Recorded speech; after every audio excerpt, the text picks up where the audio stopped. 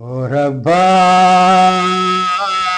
ನಿನ್ನವನ ಕೇತನೆ ಎನ್ನ ಅರಕೆಯ ಕೀತರೆಯ ಓರಬ್ಬಾ ನಿನ್ನವನ ಕೇತನೆ ಎನ್ನ ಅರಕೆಯ ಕೀತರೆಯ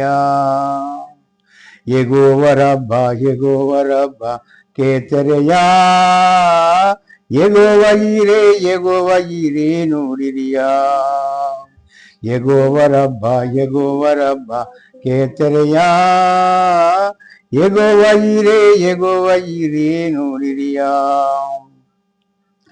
ನಿನ್ನ ಅರಿಯದಂಗೆ ಇಬ್ಬ ಜನವು 130 ಕೋಟಿ ಈ ದೇಶನು ನಿನ್ನ ಮಾತು ಕೇಪದೆಂಗೆ ಓಡಿ ಬರಲಿ ಮನಸ್ಸು ಮಾರಿ ನಿನ್ನ ಸರೇರಲಿ ಓರಬ್ಬಾ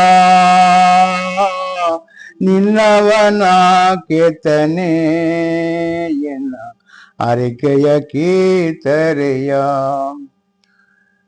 ಬಾನುಗೂ ಭೂಮಿಗೂ ದೇವರಾದ ಯೇಸು ಸ್ವಾಮಿ ನಾಮದೋಗೆ ನಿಂಗೆ ಎಲ್ಲವನ್ನು ಅರಿಸಿ ಸ್ವಾಮಿ ಮಾತಾ ನಿಂಗೆ ಹುಟ್ಟಿನ ಬಪ್ಪದಕ್ಕಾಗಿ ನನ್ನ ದೇವಾದಿ ದೇವರುಗ என்னை ಹುಟ್ಟು ಮಾಡಿದ என்னವೂ ನಿನಗೂ ಹುಟ್ಟು ಮಾಡಿದ ದೇವರಿಗೆ ನನ್ರಿ ಪ್ರಿಯವಾದ ದೇವರ ಮಕ್ಕಳೇ ಇದು ಸ್ವಾಮಿ ಮಾತೇನೆಂದರೆ ಒಬ್ಬ ಚಿನ್ನದೋಗಿಯೂ ಬೆಳ್ಳಿಯೋಗಿಯೂ ಹಣದೋಗಿಯೂ ಸೊತ್ತುದೋಗಿಯೂ ಸೊಗದೋಗಿಯೂ ನಮಗೆ ಅರಸನೆ ಹೊಂದೋದಿಲ್ಲ, ನಮಗೆ ಸಮಾಧಾನ ಸಿಕ್ಕೋದಿಲ್ಲ, ಅಮ್ಮ ನಿಮ್ಮದೇ ಇಬ್ಬದಿಲ್ಲ. ಯಾವುದೋಗ ನಮಗೆ ನಿಮ್ಮದಿ ಬಂದರಂದ್ರೆ ಯೇಸು ಸ್ವಾಮಿಯ ಮಾತುದೋಗಿಯೂ ಯೇಸು ಸ್ವಾಮಿಯ ಅರಸನೆದೋಗುತ್ತೆ ಬಂದರ. Alleluia alleluia.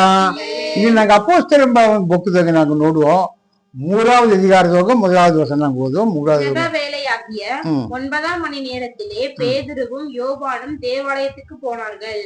அப்பொழுது தன் தாயின் வயிற்றிலிருந்து சப்பானியாய் பிறந்த ஒரு மனுஷனை சுமந்து கொண்டு வந்தார்கள். தேவாலயத்திலே பிரவேசிக்கிறவர்களிடத்தில் பிச்சை கேட்கும்படி நாடோறும் அவனை அலங்கார வாசல் என்னப்பட்ட தேவாலய வாசலண்டையிலே வைப்பார்கள். தேவாலயத்திலே பிரவேசிக்க போகிற பேதுருவையும் யோவானையும் அவன் கண்டு பிச்சை கேட்டான். பேதுருவும் யோவானும் அவனை உற்று பார்த்து எங்களை நோக்கி பார் என்றார்கள். அவன் அவர்களிடத்தில் ஏதாகிலும் கிடைக்கும் என்று எண்ணி அவர்களை நோக்கி பார்த்தான். அல்லேலூயா. ಈಗ ಆಮ ಹುಟ್ಟೋಣವೇ ಬಂದು ಹುಟ್ಟೋಣವೇ ಕುಟ್ಟ அவங்க கையு காலு ஒன்றுமில்லை ಆಟದಾರ செயல்பாடு இல்லை. அவன் ಹುಟ್ಟೋಣವೇ ಅಂತಂದ್ರೆ ಕುಟ್ಟನಾಗಿಯೇ ಹುಟ್ಟಿದ್ದಾನೆ.